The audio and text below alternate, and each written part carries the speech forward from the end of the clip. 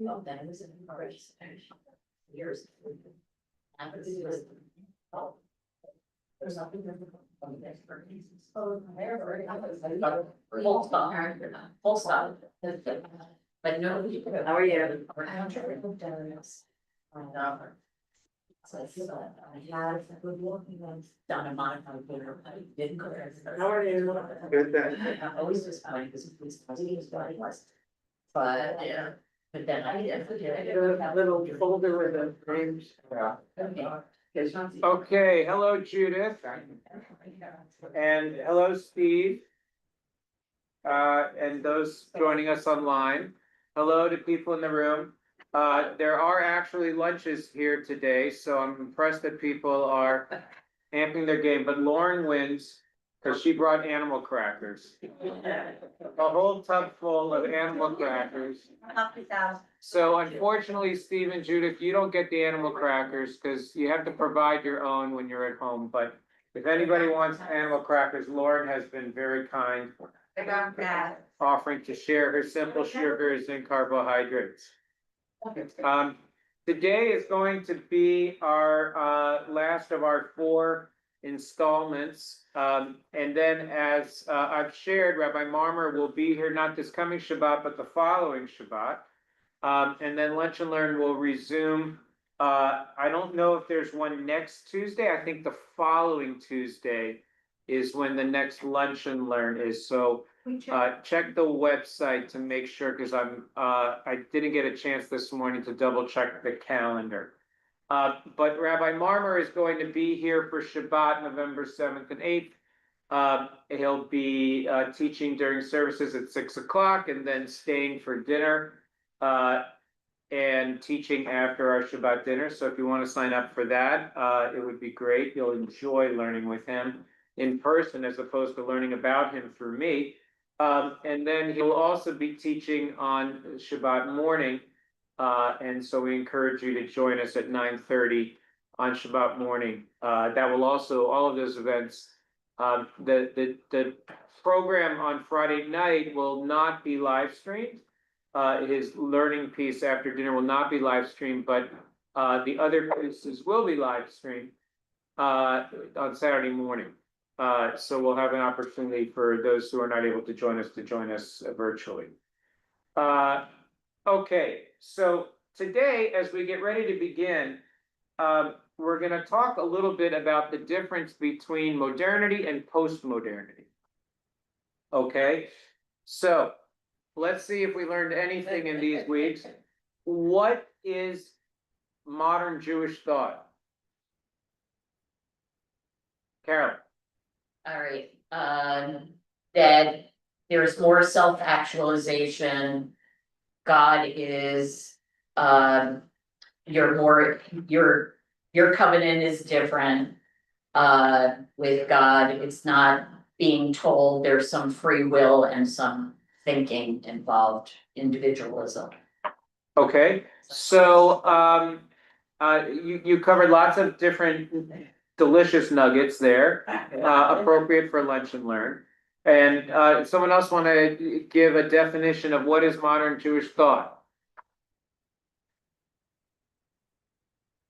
All right, I'm going to bang this into you. God is okay. Modern Jewish thought is the project of figuring out how do you weave together Jewish tradition and all of the insights and wisdom that we have picked up through modernity.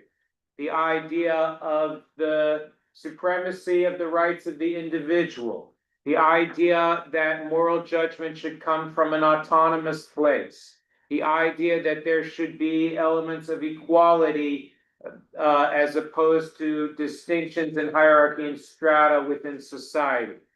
A sense of all of those truths, right, that were evinced through the Enlightenment and the modern period, and then to say, yeah, but is that to the exclusion of Judaism, or is that Jewish? Modern Jewish thought is, how do you find a theology? How do you have a philosophy, a practice of Judaism that meshes with, dovetails and weaves modernity into what is Judaism without saying I have to create a wall between the two.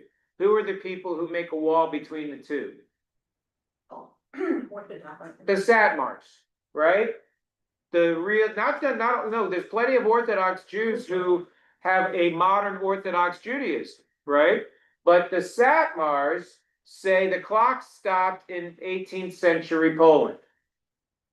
And the best years are not ahead of us, the best years are behind us, which is why they cling to ancient dress, they cling to ancient mores, they eschew to the best of their ability all of the benefits, certainly the ideas and ideals of the modern period.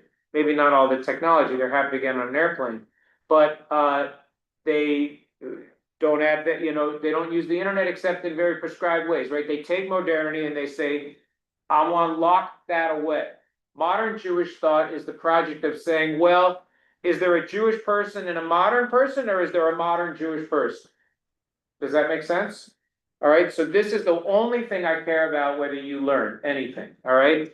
In 4 weeks, you can say, all right, I didn't learn anything from Rabbi Dan, but the one thing I did learn is that modern Jewish thought is the effort to try to find a theology and a way of understanding Judaism that weaves and dovetails into, so I don't have to, the modern period, so I don't have to separate being a modern person with being a Jew. They're one and the same thing. Okay? But now I'm going to ruin it for you. Because are we in the modern period or the postmodern period? And what are Israelis? What are Israelis? What does that mean? Well, are they consider themselves modern, Some postmodern? Israelis are modern, right? And some Israelis who lock themselves in the gates of Mea Shearim have eschewed modernity, right? So the experience in Israel is not distinct from the experience outside of Israel. So the pressures of being outside of Israel are a little different because when you live in a majority Jewish environment and ecosystem, there are different pressures on how you live a Jewish life than when you live in a non-majority Jewish ecosystem. For example, right, Jewish kids in Israel don't have to worry about deciding, do I go to soccer practice or do I observe Shabbat on Saturdays? Because the soccer leagues don't play on Saturdays. Even the second, now, there may be secular pickup games that play on Saturdays, and there may be leagues that play in secular Jewish communities on Saturdays, but in religious communities, and people who take, and even if you take Shabbat, it's built into the system, right? So there's different kinds of things in that regard. So, postmodernity takes modernity and then it says, yeah, it didn't all work as advertised. Okay, so what was one major premise of modernity? Yeah. I would say equality, which then led to assimilation. Right, that there should be equality. Equality and acceptance in the larger culture leads to assimilation, which is a challenge. But have we really achieved equality? Not really, right? There's all kinds of inequities that we see in our world, and modernity didn't deliver it. What kind of quality? Right? Well, on the one hand, you would say there are progress towards equality. For example, if I'm a woman professional tennis player and I somehow qualify for the US Open, I'm going to make exactly the same amount of money, depending on how well I do, as my male counterparts on the other side of the draw. Yeah. Okay, so women's tennis players make exactly the same prize money at the US Open as the male tennis players. Now let's talk about. However, the women's No way. the Women's Basketball Association, the WNBA, those players don't make anywhere near what their male counterparts make in professional basketball. So there are, if you just looked at the silly world of professional sports, which to some people is not so silly, there's progress toward equality, but certainly not realized equality. Yeah. Maybe that's because the women, not many people wanna watch the women's basketball. These days you have lots of people who wanna watch women's That's my basketball. benefit. But there's one of those arguments for why we haven't achieved equality, Okay. right? So you could use this in all kinds of different valences. So modernity didn't really deliver equality as promised. What else did modernity also not do? Modernity posited the idea that through science, logic, and reason, you will arrive at the truth with a capital T. You just need to be smart enough to do it. So if you talk to people in the 1950s, they would tell you, right, that through the project of scientific inquiry, not just in scientific matters, but in scientific inquiry into the world of ideas, you should theoretically be able to arrive at a universal truth. Did that happen? No, No, why not? because we're still debating it now. Because we've realized that there may be more than one truth out there. That the ways in which we are capable as human beings of understanding the truth is limited by our unique experience and all of the things that combine to make up our collective memory, our spiritual, moral, and ethical and physical DNA, right? Influences how we see things. How many of you were raised in the United States of America? Okay, so if you were raised in the United States of America, infused into your morning juice was a whole bunch of assumptions about what's right and wrong and about how the world is supposed to be, called Americanism, right? They don't teach the same things in other countries in the same way. There was a wonderful podcast, not podcast, a TED Talk that I saw about the difference in the way that Japanese people think about society, and you can see it in the way they do addresses. Do what? Addresses. So, Temple Bethel's address is 333 Southwest 4th Avenue. Okay, so it is between Camino Real and Palomero Park Road. 333 is our address on this particular street. That's not how they do addresses in Japan. In Japan, the first part of the address is the block you're on. And then, and not the street, the block. They look at blocks, they don't look at streets. And the number is not based on 0 on one end of the street and 100 on the other end of the street. It's, well, which building got built first? Right? And it's there, there's a great TED Talk that you may have seen about sort of how they look at it. Because in Japan, they are much less interested in you as an individual and much more interested in who you are in relation to the group. The group is the primary thought, not the individual. So there's a gazillion things about how Japanese people look at the world that are different than the way that Americans look at the world because their cultural grounding is different. So I can't pretend there's a big truth with a capital T out there because the Japanese look at truth in a very different way than Americans do, which is different than the way that people in Europe look at truth, which is different than the way that people in Africa look at truth, which is different than the way that people in Nepal look at truth. And these are all colored by philosophical differences, religious differences, cultural differences, history, all different kinds of things that impact. And so there are some that would say that the postmodern period, the idea that there could be more than one truth out there, and that you have to learn how to weigh multiple truths to figure out your truth, was started around the 1990s, the late 1990s. Some would say that the beginnings of postmodernity happened in the early 70s, coming out of the civil rights movement, Vietnam, the corruption of the Nixon administration, Mao, the Cultural Revolution in China, other things that sort of said, yeah, science isn't actually leading us where we thought it would.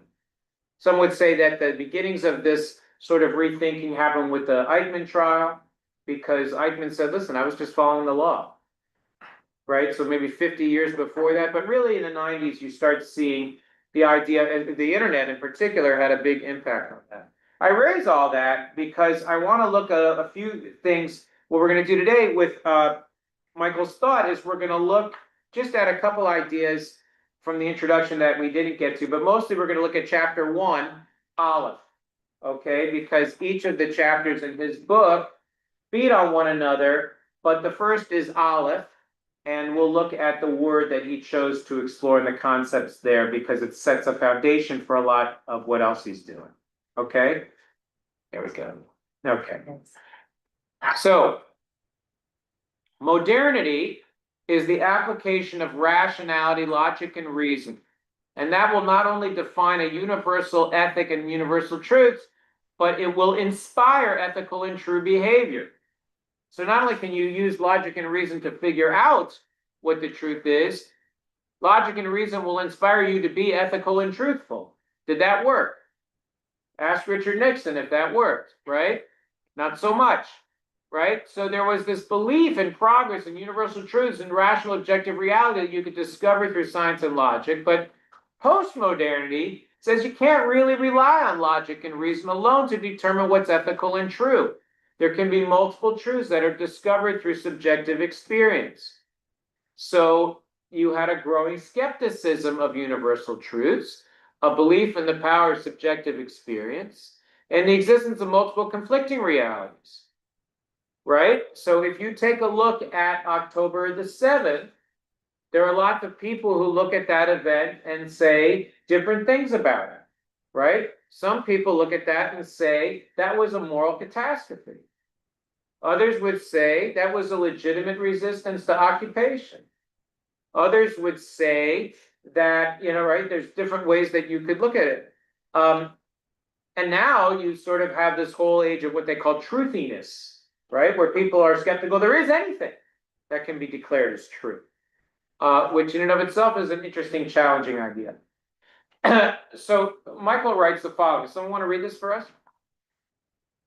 Go ahead, Cal. The events of the 20th century have done much to erode the unbridled confidence in progress, which so typified liberal theology in the 19th century. I am critical of the Pollyannish faith in reason and democracy to carry the day, and very interested in aspects of tradition, which were largely eschewed by the classical reformers, while remaining passionately committed to reason, democracy, historical perspective, scientific rigor, political moderation, universalism, and many other core characteristics of liberal theology. Okay, so what he's saying is sort of interesting, right? He's saying, if you look at the 20th century and you thought that reason and logic was going to get you to nirvana, you're going to be sorely disappointed. And so I don't think that's the only train that's going to get us there. However, I do believe that all of the things that we did take from modernity should be cars on the train, right? I think that, logic and reason didn't get us all the way there, but I still believe that tradition has a lot to teach us, but I'm not willing to surrender all of these good things that may have been not perfect, but certainly good. So democracy, reason is not infallible, but it's better than obliviousness or blind faith, right? Democracy is a terrible system of government, but no one's found a better one, right? The idea that there should be a government that only governs with the consent of the governed, I don't know that there's a better idea out there, even though democracy is a miserable way of governing people. Well, isn't it constitutional? Well, pure democracy is even worse, right? Ask Californians. Historical perspective, scientific rigor. Ask the people who are working at the National Institutes of Health how they're feeling about the erosion in scientific rigor in their work, right? Political moderation. Enough said, Yeah, right? it's moderate. and all these other things that were good. He says, I don't want to surrender those things, but I also want to admit that they didn't do it all. I can't say I don't need religion, right? Immanuel Kant, 200 years ago, when he was trying to figure out, can you be a moral good person without religion? The answer is, it's probably not strong enough, and you need other things in the recipe to make it as strong as possible. So he says to do theology is to reflect and share one's thoughts about and one's experiences of God, tradition, community, and meaning. All such theology is confessional, though not a sectarian. So what does he mean when he says theology is confessional? Self-reflection. It's self-reflective, right? Every one of us, when we think about God, thinks about God through the lens of our life experience. Our transcendent moments, our peak experiences, those moments of epiphany, those moments of deep spiritual touch, however you might frame it, we all can sort of look through our life experience and say, well, that's what it felt like. That's what that was. We all have these lenses that we use, which I'll come back to, that teach us how we look at the world. So he says that his teaching about God is embedded in the particular theologian who is in turn embedded in his or her own tradition and community, right? So if you want to learn about God, generally you learn about God through the writing of a theologian. Lauren is trying to do this, right? By trying to read this book, right? So how do you learn about God? Well, you have a guide, right? A Sherpa who leads you through the mystery, right? And points out things you wouldn't have seen or understood. But that Sherpa, that guide, comes from a particular place, right? Which is their tradition, in Michael's case, Judaism. To do theology is to create a dialogue between forebear, teacher, and listener. Forebear means the people who came before. Yeah, so if you come to Torah study on Shabbat morning, you're engaged in a conversation. Who are you conversing with? Say it again? Each other. All right, you might be conversing with the rabbi or whoever's leading the lesson. Good, who else are you conversing with? The dialogue of the Ancient rabbis. The ancient rabbis, right? Who, depending on how ancient they are, right? Some are 200 years ancient, some are 2,000 years ancient, and some in between, who are saying, here's what I see in the text. And they don't get to talk back necessarily, but you get to converse with them because you put them next to each other. Well, what did Rashi say versus what Nachmanides said a couple hundred years later? And what did Sajid Gaon say 300 years before that? And what does Michael Marmur say in the 21st century? And who's the third? Rabbi. Each other, Each other. No. right? When we gather to study Torah on Shabbat morning, we learn from the sages, right? Forebears. Some of you learn a few things from me that you don't usually remember, Yes. right? And you learn from each other, the community that gathers together to have the dialogue, to talk about what it is that we're learning. To do theology is to create this dialogue, is to talk from the intertextuality of the traditions. When you hear that word intertextuality, what that means is what one text says to another text. How one text draws on the truths of another text. How a midrash quotes a proof text from the book of Psalms. The collective readings of the traditions, those are all the commentators. The selves of the theologians, right? What they bring to the table. Baruch Spinoza, when he looks at Judaism, is not just bringing a pure mind and reason, he also has the experience of being a Jew who is the heir to people who were expelled from their homes in Spain and who is living in some kind of new reality in the Netherlands as a Sephardic Jew. The persons of the hearers, right? Those of us who are reading it today, in the presence of the divine. Oh yeah, God is part of this too. Theology is the intertextual forming of these elements into an interpersonal medium. It is creation.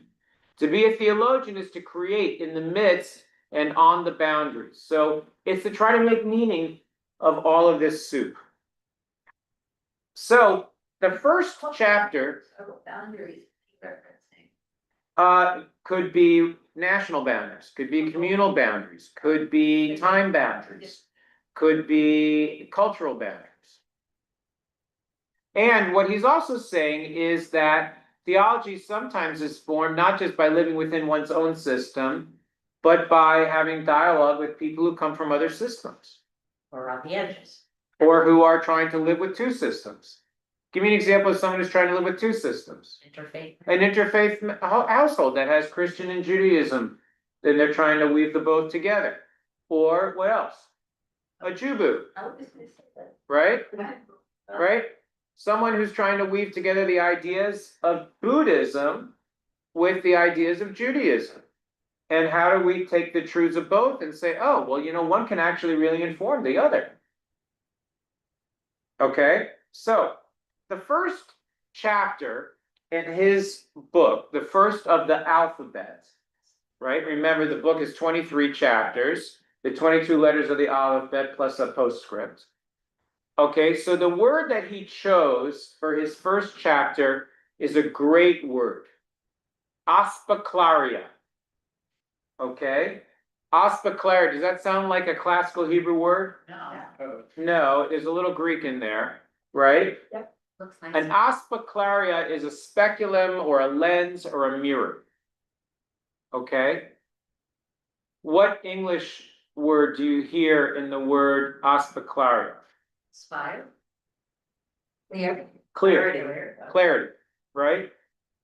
Comes from a similar Greek root, right? So in the rabbinic period and also in the Zohar, you see this word aspaclaria used. He's fascinated by this word, because it's a cool word, right? But also because it's used in so many different contexts. But it was the title of one of the masterworks of Abraham Joshua Heschel, which was called Heavenly Torah Through the Aspaclarian Generations, which was Heschel's reading of Jewish tradition. It's a very, very thick a book that Heschel wrote as part of his, he sort of chipped away at it through most of his life. It was translated by Gordon Tucker recently in a master work of translation, because it's a very, very big work. But when he says Torah through the aspaclaria, Torah through the lens, the prism of the generations, right? Torah has different meanings in different periods. The way that Jews read the Torah in the period of the first temple is different than the way that Jews read it in the period of the Mishnah. And it's different than the way that people read it in the period of the Geonim, right, in the medieval period, different than the way the mystics read it, different than the way the moderns read it, different than the way the postmoderns read it. So he says that this term, the aspaclaria, this lens or this, right, is a term that's used to explain a distinction between the prophecy of Moses on the one hand and the other prophets on the other. What's the difference between Moses and the other prophets? I spoke directly to God. Moses spoke directly to God. If you read the very end of the book of Deuteronomy, right? Ein Navi Moshe. There was never another prophet like Moses who knew God panim el panim, who knew God face to face. Right? What does God say in chapter 12 of the book of Numbers? When God is talking to Miriam and Aaron, it's the greatest irony in the Torah. In chapter 12 of the book of Numbers, Aaron and Miriam bad talk Moses. They badmouth him because he married an Ethiopian woman. And they say, can you believe he married an Ethiopian woman? And then God calls them out and says, Aaron and Miriam, come here. And he says, I don't understand. I trust Moses like he's the guardian of my own household. I speak to him person to person, not in riddles. What gives you the right to badmouth him? Now, ironically, what is God doing in that moment? Talking to somebody else. Speaking to Moses, his sister and brother, in the same way he speaks to Moses, right? Person to person. But does Amos, the first of the prophets, get that kind of clarity? Does Isaiah get that kind of clarity? None of the other prophets get, they get visions, they get riddles, they get signs, they get passion, they don't get God face to face. So in the Midrash, you see the following passage that he quotes. Someone else want to read this, where it says Rabbi Judah? Go ahead, Mia. Rabbi Judah says, the prophet saw through 9 clariot.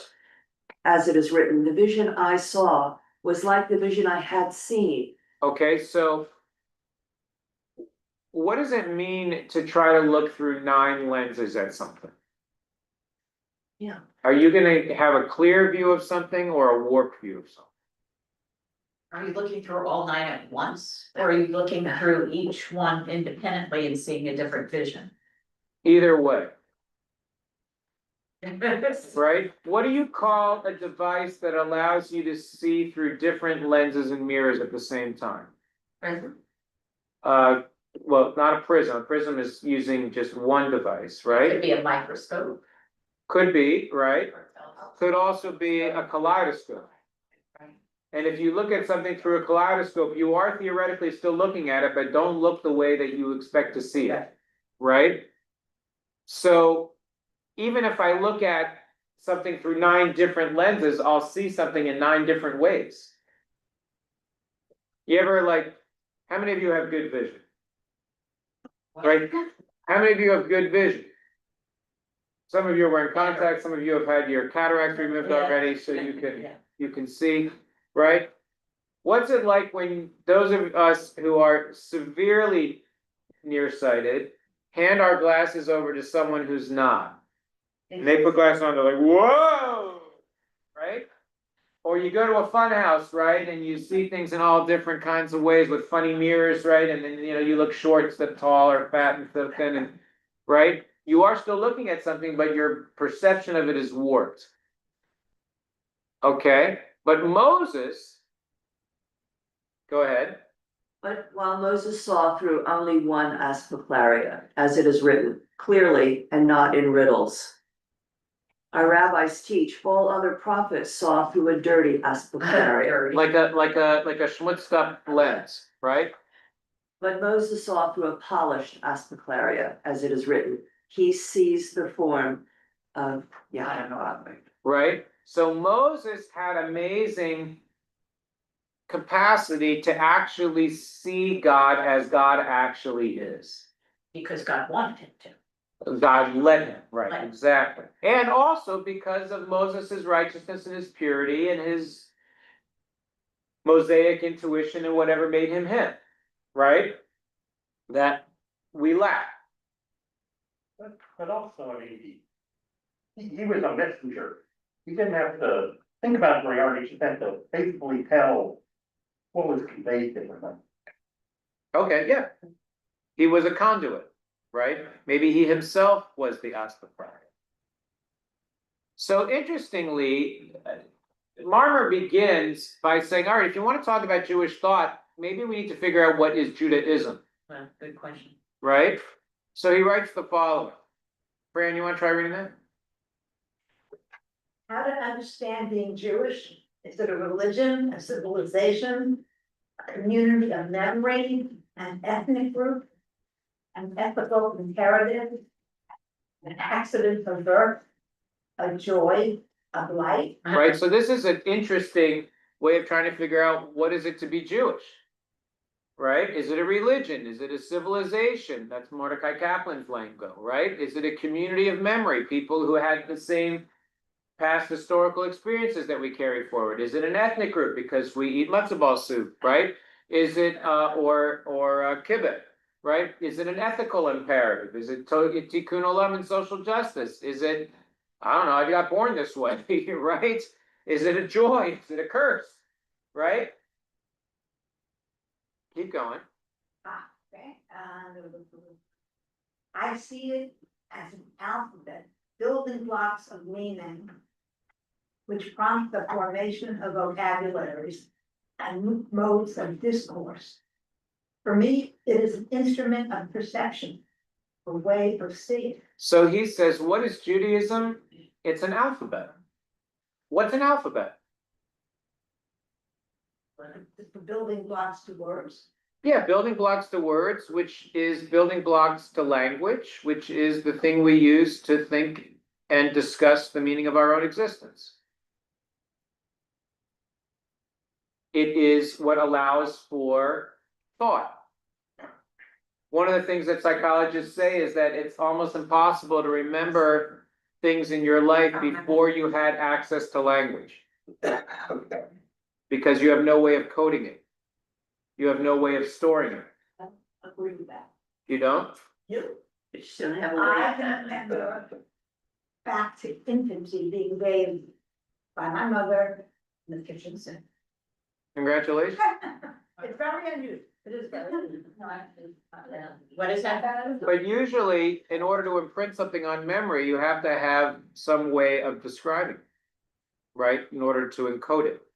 But it can bodily, if you can remember the body, the body memory of experience, it doesn't have to be whole explanations. Yeah, right, but it's hard to access those memories, right? Without the use of language. Wow. He says, right? It's a way of seeing. What is Judaism? Judaism is the lenses I use to look at the world. Judaism is in and of itself an aspeclaria, right? It's a speculum. It's the lens. It's the way I look out into the world. It's the way of seeing. It does not follow from this that Jews pronounce the same words or see the same realities as each other, right? The way I look through a Jewish lens may not be the same. There's more than one Jewish lens. In fact, you might say there are infinite Jewish lenses based on the Jew who has eyes in their head, right? Based on how did you grow up as a Jewish person? What were your experiences as a Jewish person? What were you taught of Judaism? How many times did you get beat up for being Jewish? All of those different kinds of experiences, right, affect the way that you look at what is normal and what is supposed to be. Indeed, there has never been a time in which the question of what being Jewish implies and demands has been the subject to such wide and often contradictory interpretations. Where are we seeing this play out, this idea about what makes something Jewish or not Jewish? Israel. All right, so elements of Israel. Can I be Jewish and anti-Zionist? So the Satmars are anti-Zionist, and a whole bunch of Jews in Brooklyn are anti-Zionist. On the other hand, there are other people like Rabbi Elliot Cosgrove, who recently in a sermon at Park Avenue Synagogue said, if you can't cleave off the Zionist part of my identity, it is me, right? They're inseparable, and to ask me to do that is impossible and insulting. So, right, there's a conversation about whether or not, where is love for the Jewish people? Can I be Jewish in just in ritual form? Seems like it seemed like, and he also he quotes Heschel a little bit, and it just seems to come together for me what you're saying and some of what he was referring to with Heschel, saying Heschel offers a blistering attack on the tendency to focus on the question: are the Jews a race, a people, a religion, cultural entity, that sort of thing. It seems like Right. So you're quoting the first footnote. yeah. So go ahead, read it. It's right there. Read it. Read it down there. Okay. You can read it from the book too. It's the same. In Insecurity and Freedom, Which is one of Heschel's books. Heschel offers a blistering attack on the tendency to focus on the question: are the Jews a race, a people, a religion, a cultural entity, a historic group, a linguistic unity? As if the only important question concerning Judaism and Jewish life were the sociological categories which belongs. Which of course was, in the 50s and 60s, the only thing that people seem to care about, right? What box can I put you in? Writing in 1953, Heschel was speaking out against the sociological trend in post-war Jewish life in America. There is little doubt he would have found my framing of a similar question to be reprehensible. This book as a whole, however, could hardly be said to privilege the sociological over the theological and ethical. I love this footnote because he's afraid that his hero is reading the book over his proverbial shoulder and scolding him for entertaining a question that he thought to be reprehensible, and he's sort of defending himself. No, Rabbi Heschel, I'm good, don't worry, right? But it's there. He says, the fact is, I'm a Jew. And this fact represents my primary marker of identity, even though what it means to be a Jew is multifaceted. The strongest of the multiple lenses through which I perceive and process the world. So each of us, right, looks at the world through lots of lenses, right? What are some of the lenses through which we look at the world? Democrat, Republican. Okay, so I might look at the world through the lens of my political orientation, liberal, conservative, what party I belong to, Democrat, Republican. That impacts all kinds of things that I might read or listen to or what have you. Good. What are other lenses that a person uses to look at the world? Gender, right? Some people look at the world as men. Some people look at the world as women.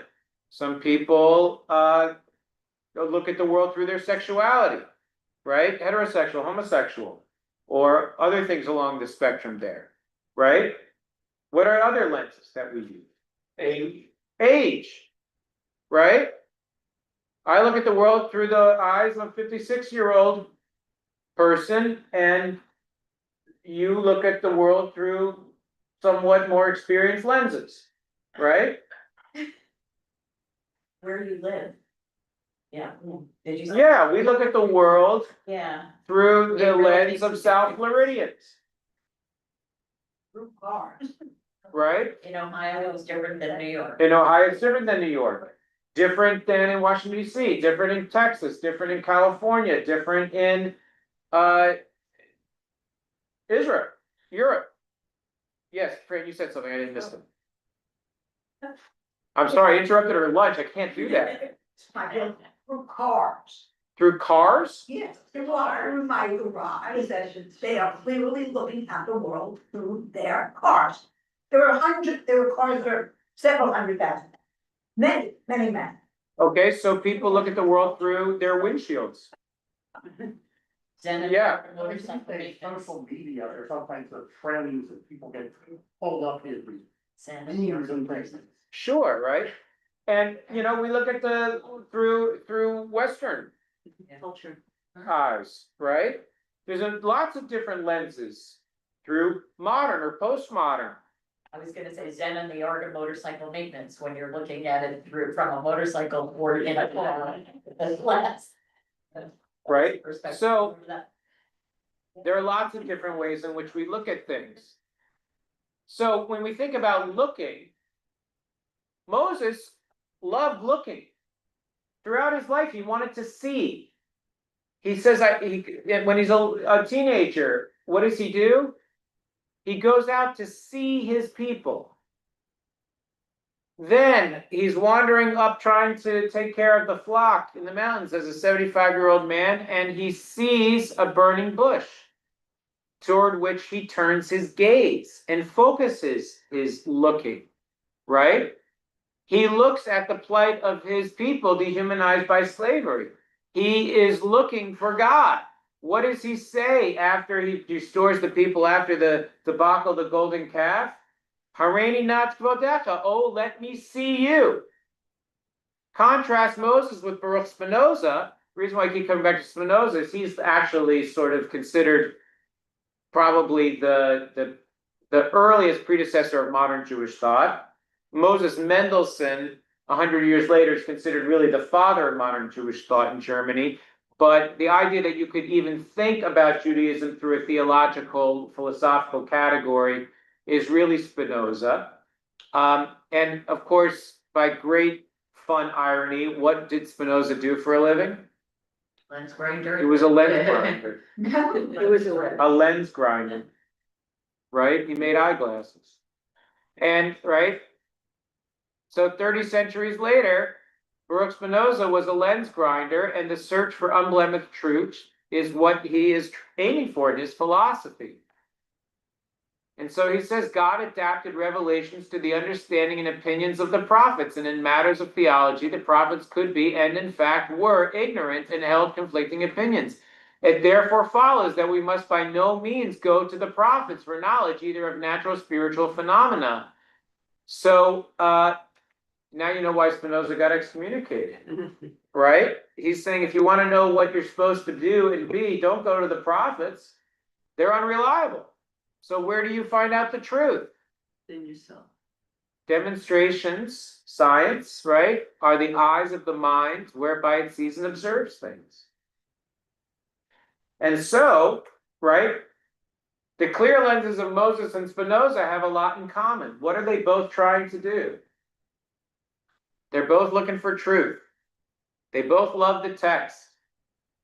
They also are looking for the little details in the grand panoramic sweep. I love that language, right? They represent an ideal to be found in old-fashioned religion as in newfangled science. The belief that under the right conditions, this is, when you meet Michael, you'll hear when he sort of leans into his high prose, right? Under the right conditions, come the glorious day, Hallelujah. we will be able to see no longer as through a glass darkly, but with pellucid clarity. Ah, lucid, there we All go. right? Not just Pellucid, not just lucid. right? Pellucid, right? So what is the whole point of doing this whole book? It's to figure out how can we see the world more clearly. And every so often, you're blessed with this capacity to see the world more clearly. What do we call that? Well, now we're going to call it pellucid, because that's the world we're going to use to impress our friends at cocktail parties, right? Yeah. Right? But what do we call that epiphany? What's an epiphany? I can see clearly now the rain is gone, right? Aha! Now I see what I'm supposed to be, where I'm supposed to go, who I'm supposed to marry, who I'm supposed to divorce, what, like, right? I finally got the clarity that I needed to figure out what I want to do. But isn't that still within your own lens? It's not necessarily the truth, but it's with the lens within your experience. Well, yeah, but the idea is that through all the lenses that are available to me, if I focus them correctly, I should be able to see the world more clearly than if I hadn't at all. However, Maimonides and Rashi, he notes, actually thought lenses weren't there to focus, they were actually barriers that kept you from seeing the divine presence as opposed to focused the divine presence before you.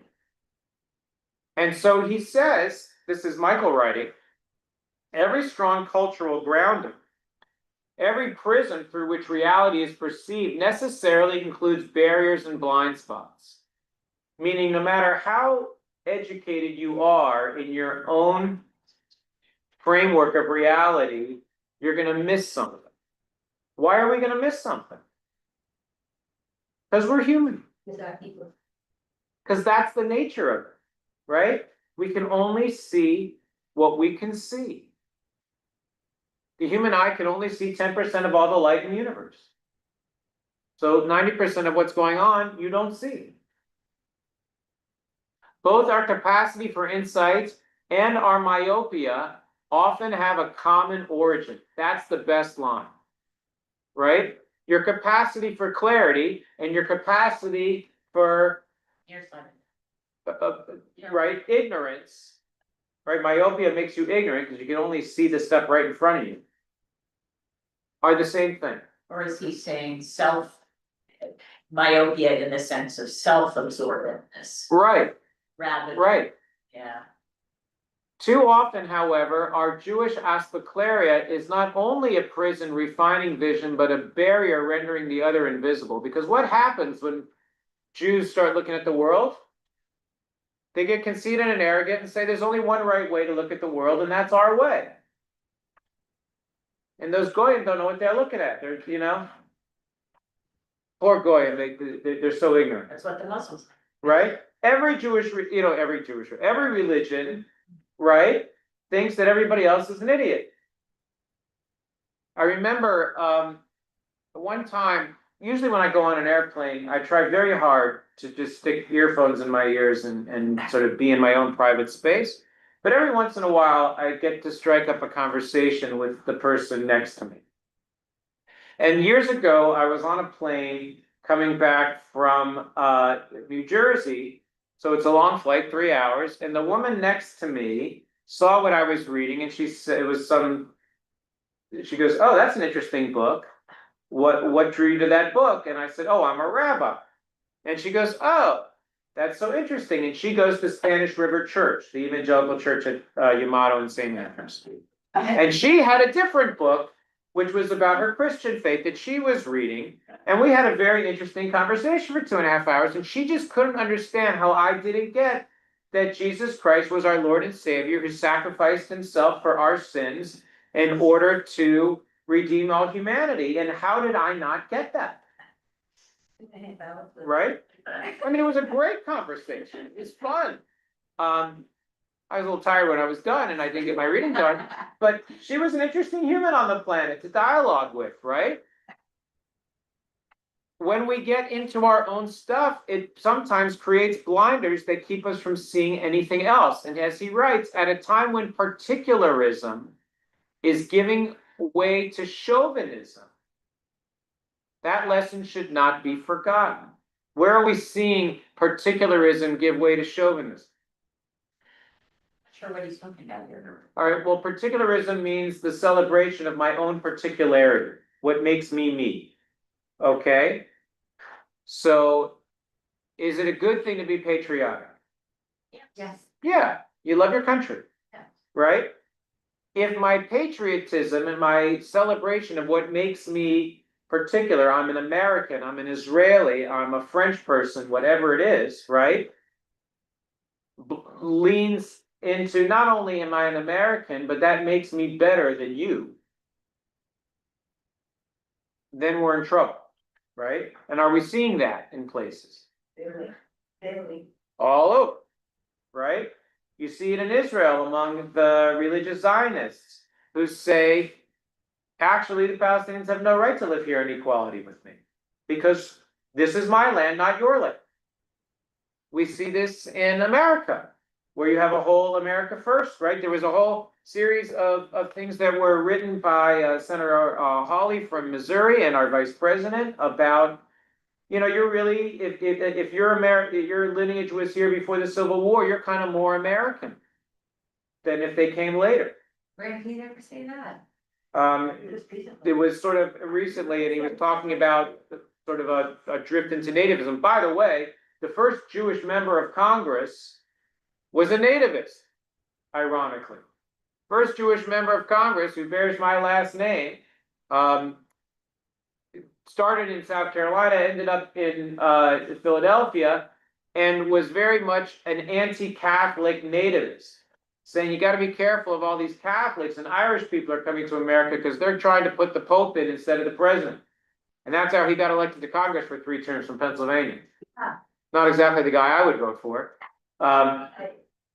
So it, you know, chauvinism is not unique to other people. So the other way that you can understand an aspaklaria is not just a lens, but it's another piece of glass, right? Which can be what? A mirror. So in what way is looking in the mirror a help and a hindrance? To modern ears, the notion that a prophet is in fact just looking at themselves in the mirror, it makes them sound like a fraud. But he says, I believe I'm looking out on the universe, or he says a prophet might think I'm looking out on the universe, but am in fact gazing at a reflection of myself. Solipsism, narcissism, and delusion are therefore bound to follow. Right? Because when we look out at the world, we expect the world to be true in the way we expect it to be true. Why is it that liberals like to watch MSNBC? They agree with it. Because they say what you already know to be true and validate. Right? Yeah. So I remember when my kid was looking for colleges. And we took Meredith to look at a whole bunch of different schools. I did the same thing with ours, one of the most fun things we ever got to do. And not. And I took Ari to look at Duke. And he looked around at Duke and he said, this place is gorgeous, this place is amazing, these people don't look like me. They're too preppy. These are not, they don't look like me. We went to Northwestern, he said, these people look like me. Little nerdy, right? And it turned out to be the perfect fit. I took Meredith up to look at a whole bunch of different schools. She looked at Tufts and Brown and all kinds of fun schools, and she said, nah, none of these really fit. Ironically, she looked at Wash U originally and said, yeah, these people don't look like me. She went to Haverford, she's like, these people look like me. She was looking for mirrors, right? She was looking for people who looked like her because her expectation was, then they'll be like me. Guess what? They might have looked like her, but they were not like her. And the people who didn't look like her at Wash U tended to be the people that were like her, which is why she was happier when she transferred. But we're always looking for mirrors, right? When you picture, right, there's all kinds of stuff. There's a great book that was written probably about 15 years ago called The Big Sort, and about how Americans sort of have sorted themselves. If you look at, for example, like, well, let's see, I don't have so much time. If you look at sort of the evolution of the city versus the suburbs. In cities, you used to have a lot of different socioeconomic people living in and amongst each other. You had the shopkeeper who owned the store underneath, who lived above the store, and his employees lived in the alley behind the store. You had lots of different socioeconomic levels in a very concentrated area. What happened when people moved to the suburbs? They lived in subdevelopments where all the houses were the same size, which meant everybody who lived in that neighborhood was the same socioeconomic because they all could afford the same kind of house. In Boca, it's even worse, right? Because not only did they build all their houses with the same socioeconomic level, they put walls around, right? So we live with people who are, why is Boca such a rich Jewish community? Emphasis on the Jewish, not the money. It's because Jewish people say, oh, I want to live with Jewish people. I don't want to live in a place where there's no Jews. So Jewish people come to a place where there's Jews, and now there's more Jews. And lots of different kinds of Jews. They just opened or celebrated the new Rosh Yeshiva at the Yeshiva of South Florida. If you had asked Madison Meisner, will there ever be a yeshiva in Boca Raton? Would there ever be Jews in Boca Raton? But he says a mirror is not a bad thing. Why is a mirror a good thing?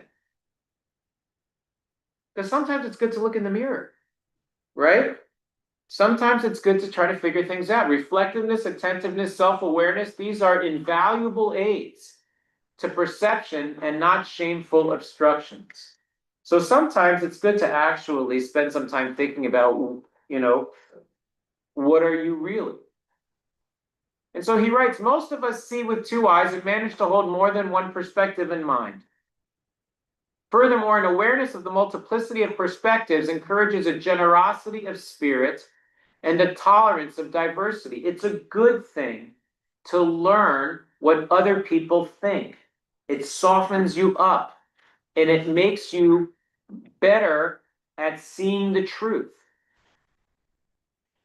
It is not that I see what is really there and you're deluded, which is kind of how our politics work these days, but rather that we start out from different vantage points and consequently see differently.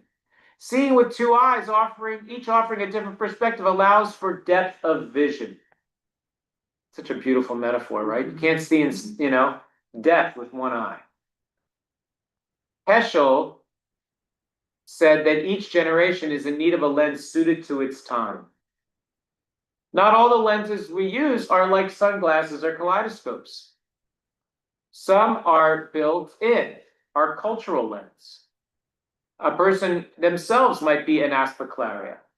A mystical tradition compares what a real human being is to glass, that you're constituted from sand, but you're purified into clarity.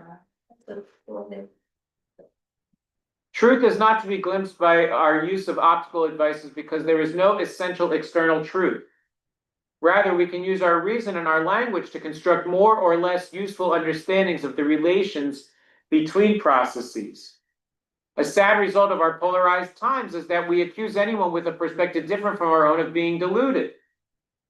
It's harder to consider the possibility that when they look in good faith, they see something different than we do, but they both can be true. I gaze upon Jerusalem, where he lives, and see an ancient hope reborn. I see poverty and social inequality, but I also see cultural and intellectual flowering. I see intolerance and obscurantism, right? Rather than deride anyone who sees with different lenses from ourselves, we should consider all the multiple esplaclariot that we employ. And he starts his chapter by talking about the Merchant of Venice. And he concludes with the same riff. He says, a Jew hath eyes, including those whose physical capacity to see is limited. The imperative is to lift them up, to see, and then to act. He's riffing here on a biblical leitmotif that says, when you need clarity or epiphany, you lift your eyes. So for example, if you look at the story of the binding of Isaac, on the third day, Abraham lifted his eyes and saw the place from afar. Right. After the angel comes and tells him not to slaughter his son, it says Abraham lifted his eyes, and here there was a ram caught in the thicket by its horn.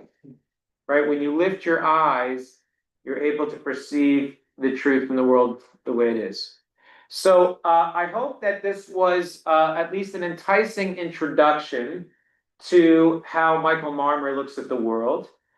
And you see sort of how a person who's been embedded in Jewish thought combines modernity, postmodernity, Israeliness, right? A sense of appreciation for both Borowitz and this idea of covenanted connection, this idea I have to commit myself to looking at the world through a Jewish lens, and Heschel's using that lens to cultivate a sense of awe and wonder, and an appreciation for the fact that our lenses are limited, and that we have to be willing not to fall into the conceit that would say this is the only way of looking at the world. And that's really, I think, the greatest foundation on which he will build the rest of his thought. So I hope everyone had fun these last 4 weeks. I had fun sharing and delving into this with you. And have a good rest of your week. And we'll look forward to enjoying Michael when he's here in person. Thank you. Thank you.